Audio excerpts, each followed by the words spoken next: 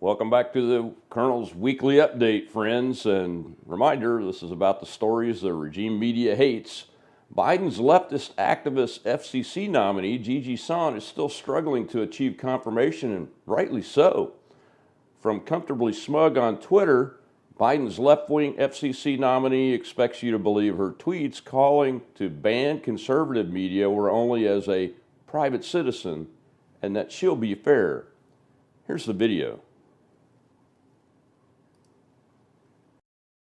Because you and I talked about this on December 1st. Those tweets came in the discussion of big tech and whether they should be responsible for disinformation. And it was said as a public advocate and a private citizen and has no bearing on any proceeding that Fox would be involved in. Secondly, Fox News is not a regulatee of the FCC. It's a cable network and the FCC doesn't regulate them. But that's beside the point. The larger point is the tweets were said in my personal capacity. I kind of wish my tone was a little less sharp. In fact, I don't kind of wish, I do wish. And it would have no bearing on any proceeding that would come before me at the FCC. Thank you. Yeah, right. The government doesn't do anything funny. Well, Congressman Louis Gohmert of Texas wants to know why the partisan Department of Justice is reading his mail. That's right, his mail. Here's Tucker Carlson's take on this issue, and know that he's absolutely right. Congress does not report to the other two branches. Congress has specific legal protections to assure their independence. Congress is the group of legislators that you elect directly. Again, that's the heart of the democracy. So by law, the Department of Justice, run by the president, cannot issue a search warrant to rummage through a representative's office or mail. Period. That's what separation of powers means. You don't have to go to law school to understand that. But the Biden administration is flagrantly ignoring this, and no one's doing anything about it. They're doing it because they say the Constitution is an obstacle. You heard the president say the other night, no amendment is absolute. Really? Thanks for the lecture on the Constitution, Mr. Genius. Here's the latest example, and it's pretty shocking, just like the last one we told you about. Today, Republican Congressman Louis Gohmert of Texas revealed that 2 letters that were sent to his office instead were opened by the Justice Department. You can see the letters on your screen right now. And we know they went to the DOJ because they have DOJ stamps on them. They're intercepting his mail? Yes. Here's Gohmert's statement. Even if it were a mistake to deliver Congress's mail to the DOJ has an obligation to immediately notify Congress and forward the mail without opening it. It is gravely concerning since congressional mail is constitutionally protected under the Speech and Debate Clause of the Constitution. It could be routed intentionally or not through the highly partisan DOJ. This is felonious behavior. It certainly is. By the way, these agencies mess with all kinds of unelected Americans. The rest of us, there's nothing we can do about it. But you'd hope if they mess with elected officials, members of Congress, they would be severely punished. And we fervently hope they will be. We've reached out, by the way, to the DOJ and the Justice Department for comment. They're not going to comment because they don't have to. Of course they won't comment, and while our authoritarian government under the pandemic is going nuts, so is our neighbors to the north, who used to be thought of as the nicest government around. And Canada's Justin Trudeau and other government officials are demonizing the trucker protest still as violent, racist, etc. And one official went down the wrong rabbit hole. The Ottawa mayor threatened anyone with a gas can offering material support to the truck drivers. So this is how Ottawa Citizens responded. Watch this from Twitter user @StillGray.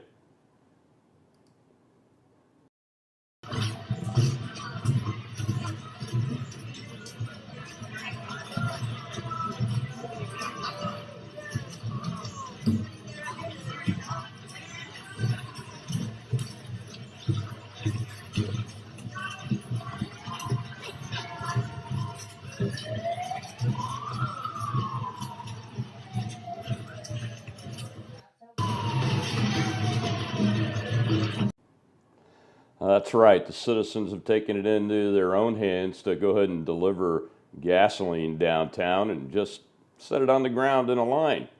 Of course, the police are doing the bidding of their authoritarian leaders led by Justin Trudeau and are stealing the gas cans Yes, they are stealing them, or as they say, confiscating them as property because it's being used in the commission of the crime of mischief. Apparently, it's illegal to park your truck anywhere in the country of Canada now, especially around the Ottawa police, who should be ashamed of themselves. Warning, folks, this final update is an example of extreme government misinformation and propaganda.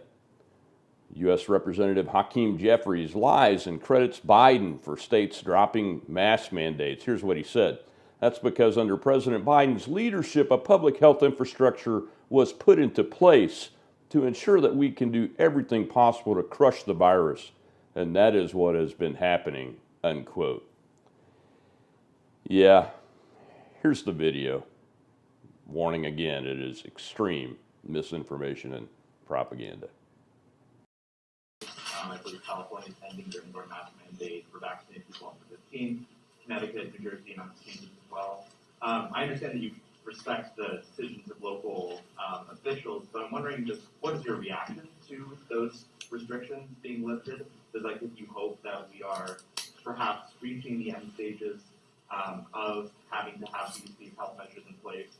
And then for Congressman Maloney, politically speaking, do you believe it's important for Democrats to be seen as moving on from the pandemic or putting it behind them ahead of the midterms? Well, here's where we are in America.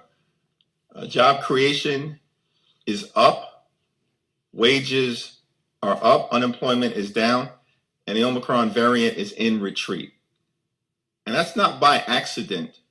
That's because under President Biden's leadership, a public health infrastructure was put into place, beginning with the American Rescue Plan without a single Republican vote to ensure that we can do everything possible to crush the virus. And that is what has been happening. Through the trials and tribulations of a once-in-a-century pandemic, through the Delta variant, now through the Omicron variant. When President Biden took office, there were 2 million Americans fully vaccinated. 1 year later, more than 200 million Americans fully vaccinated. That doesn't happen by accident.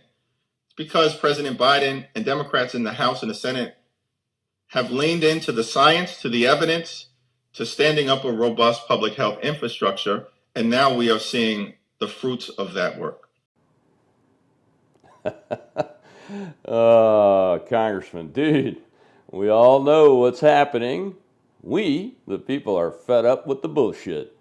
And you now know it. So you're declaring victory before the 2022 elections, which appear to be a coming bloodbath for you communists. As Marine radio show host Jesse Kelly said on Twitter, no forgiveness without an apology.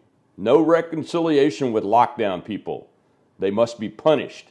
Some with prison time. We need trials, tribunals, really, military ones in my opinion. And he said, don't you dare let them just come around to the correct position after what they've done. There has to be a reckoning, ladies and gentlemen, and the reckoning is coming. Until next week, I'm Rob Maness.